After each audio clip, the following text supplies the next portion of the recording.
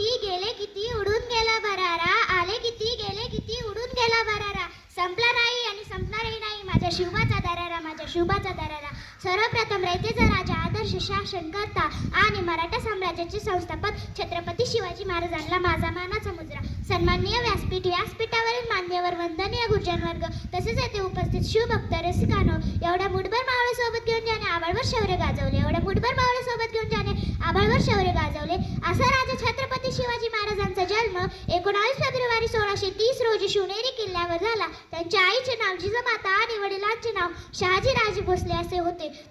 माता जिजाऊंनी शिवबावर उत्तम संस्कार केले. शिवबाचे व्यक्तिमत्व आदर्श घडवण्याचे, जिजाऊंचे स्वप्न पूर्ण करण्याचे छत्रपती शिवाजी महाराजांनी वयाच्या 15व्या वर्षी रायरेश्वराच्या मंदिरात स्वराज्य स्थापनेची प्रतिज्ञा केली आणि पुढे ती सत्यात उतरवली.